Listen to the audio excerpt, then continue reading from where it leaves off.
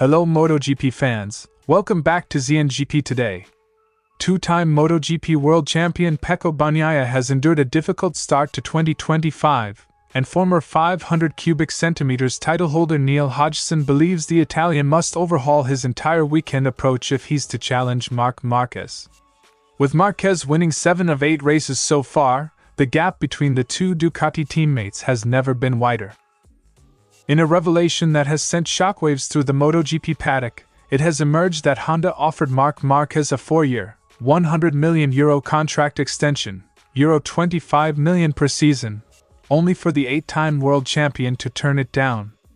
Opting instead to join Gresini Ducati, Marquez has bet on sporting success over sheer salary, a decision that has already yielded title-winning form in 2025.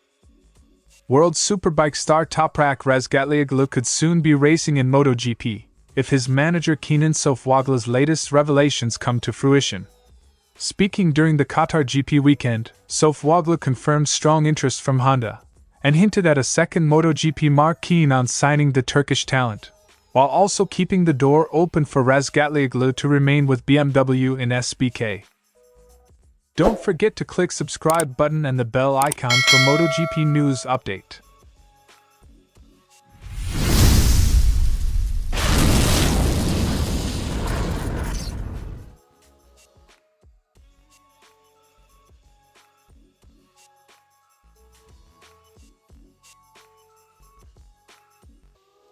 Bagnaia's struggles on Saturday in Qatar, where a late Q2 crash relegated him to 11th on the grid, became emblematic of a broader issue.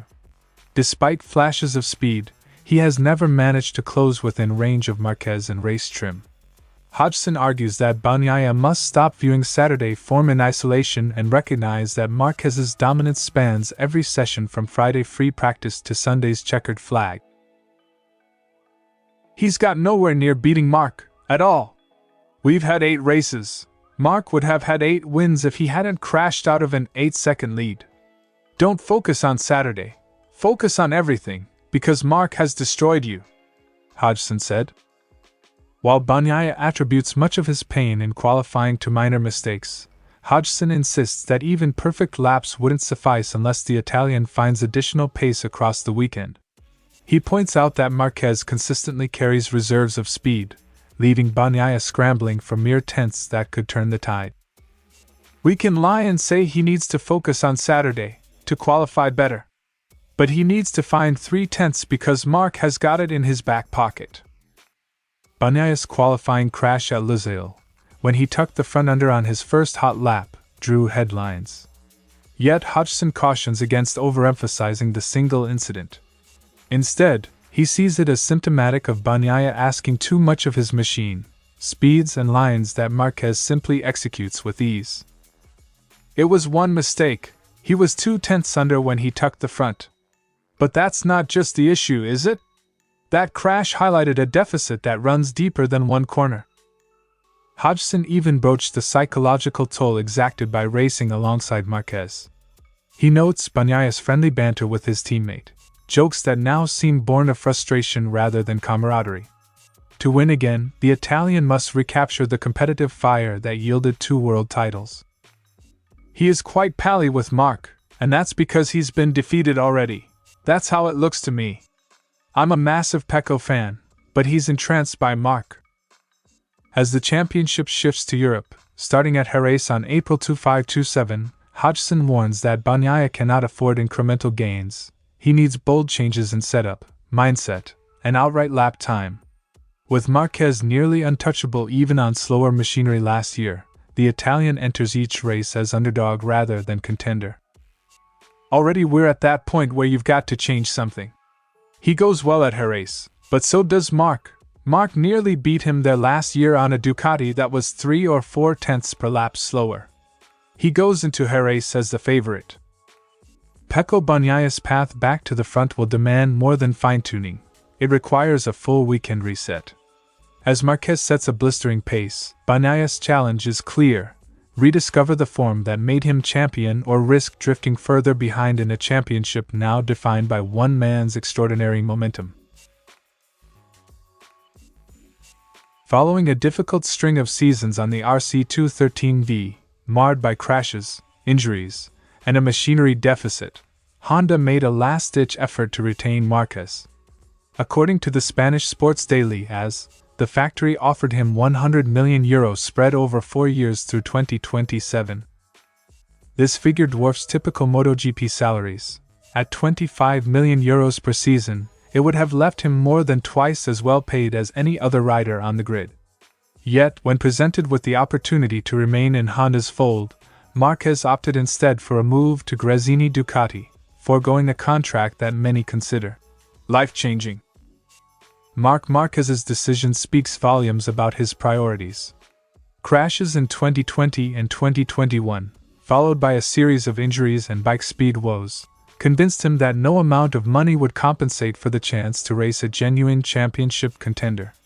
Ducati's Desmosedici GP had proven its class, and Gresini, long a satellite operation, had earned a factory spec upgrade to support their star signing. Winning isn't just about the check, it's about having the machine to fight for victories and world titles. I'm here to make history, not chase numbers. By betting on Ducati, Marquez has unleashed his most dominant form since his rookie season, winning 7 of 8 races and leading the standings by a comfortable margin. Ducati Corsa's general manager Gigi D'Allegna welcomed news of the rejected Honda offer while underscoring that true champions must often forego immediate financial gain for lasting glory. Yes, I knew about that €100 million offer, but for someone who wants to win, money shouldn't be a problem. If you want to win, you need to give up so many things that sometimes you even give up money. That's a lot of money, but a world title is priceless. Quote from D'Allegna. D'Allegna's remarks highlight Ducati's long-term strategy of prioritizing performance and rider satisfaction over budget constraints, a philosophy he credits with attracting Marquez. Marquez's decision has dramatically reshaped MotoGP's salary hierarchy. By declining Honda's bow, he elevated Fabio Quartararo, on a reported €12 million annual deal with Yamaha, to MotoGP's highest-paid rider. Even then, Quartararo's earnings amount to less than half of what Honda dangled before Marquez. Beyond personal paychecks, this move signals a broader shift. Top riders are increasingly valuing competitiveness and factory support over brute force salaries. KTM's Pedro Acosta and Aprilia's Jorge Martin, among others, now face a market where team performance and championship prospects may outweigh financial guarantees. The reward for Marquez's gamble has been immediate. Riding arguably the fastest bike on the grid, he has secured 7 wins, including both sprints and multiple full Grands Prix, vaulting him to the top of the championship by 26 points over Pecco Bagnaia and 17 over Alex Marquez. His form has revived hopes of equaling Valentino Rossi's record 115 Premier Class victories and securing a record-tying 9th world title. By choosing Ducati over a mammoth payday, Marquez has demonstrated that in MotoGP, the true currency is silverware, proof that on 2 wheels, only the checkered flag ultimately counts. Marc Márquez's bold decision to reject Honda's €100 million offer for a shot at Real Racing glory underlines the fierce competition at the sports summit. As he continues his championship charge with Ducati, this saga stands as a testament to the enduring appeal of victory, and the lengths champions will go to secure it.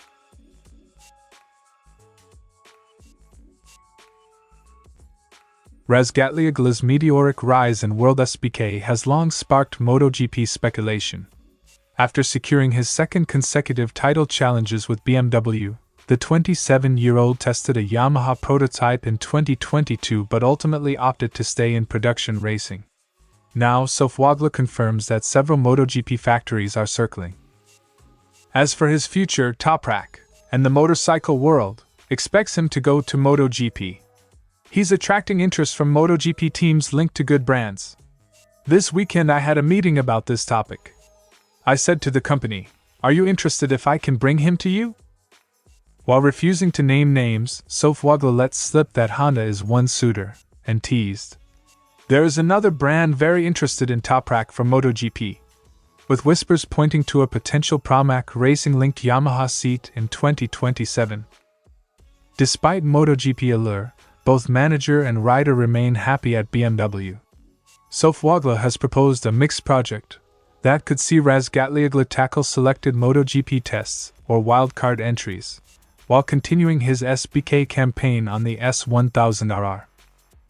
On the other hand, we are very happy with BMW. BMW is not present in MotoGP. There is a possibility that there is a BMW option for us. Toprak was very enthusiastic about this option. He liked it a lot and said, "Please make it possible." Softwagle said. That dual series approach would allow Razgatlioglu to gradually adapt to prototype machinery, potentially easing his eventual transition to full-time MotoGP. Softwagle cautioned that concrete decisions will take time, suggesting at least a month of negotiations before any public announcement.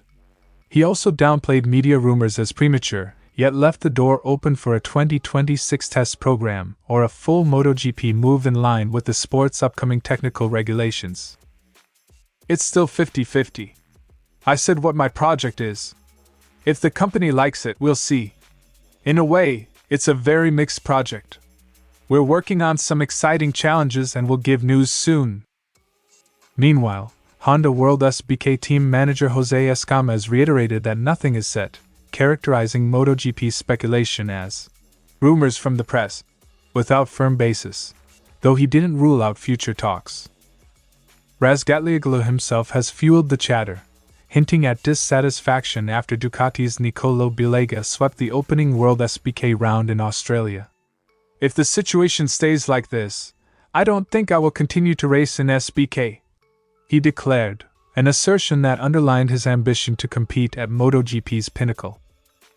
With Red Bull KTM Academy graduates like Pedro Acosta and European champions making the leap to MotoGP, Razgatlioglu's combination of speed, racercraft, and global appeal make him a hot commodity, and now, through Softwagle's deft maneuvering, a genuine MotoGP prospect. As MotoGP's entry list for 2026 and beyond takes shape, Toprak Razgatlioglu stands at a crossroads. Will he remain a production bike hero with BMW, or embrace the prototype challenge with Honda, or perhaps a surprise Yamaha Pramac venture? Kenan Softwagle's parting message was clear. "We have two paths, and soon you'll hear which one we choose." The countdown to a decision begins now.